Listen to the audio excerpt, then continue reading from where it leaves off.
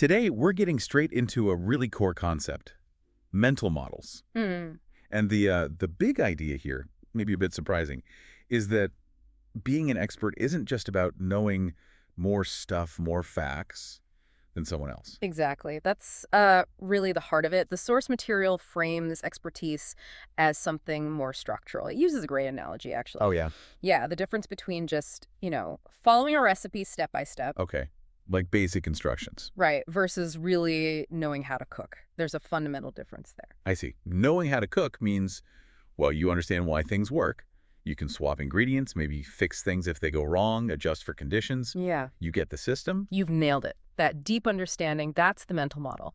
They're like these internal blueprints or maybe dynamic simulations inside your head. Emulation. Yeah, like little working models that represent how a particular system, operates out in the world. Okay, so they're internal maps of how things work. Exactly. And having a robust one gives you real power. It lets you understand a system quickly, figure out what's wrong when problems pop up, Diagnose problems. diagnose problems, and crucially, predict what might happen next. Predict future outcomes. That prediction part sounds key.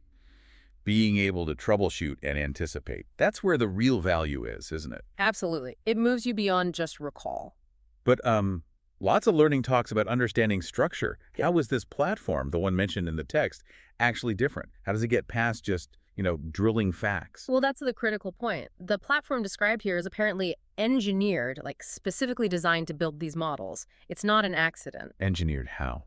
It seems the tasks themselves are different. They don't just test isolated facts that wouldn't build the model effectively. So it's not like multiple choice tests on definitions. Probably not. Or not just that. It says the tasks require you, the learner, to actively see the connections between different pieces of information. Okay, connecting the dots. Yeah. Makes sense. And more than that, understand the cause and effect relationships. Why does this lead to that? Right, the mechanisms. Exactly. And maybe the most active part, it mentions demanding that you manipulate variables in a simulated system.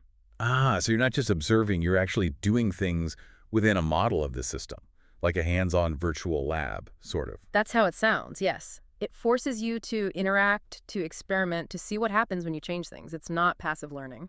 So that constant interaction, seeing connections, understanding causes, actually manipulating things, that's what forces your brain to build that internal blueprint, that working model. Precisely. It's that multifaceted engagement. It builds what the source calls a deep intuitive understanding, something that goes way beyond just memorizing facts.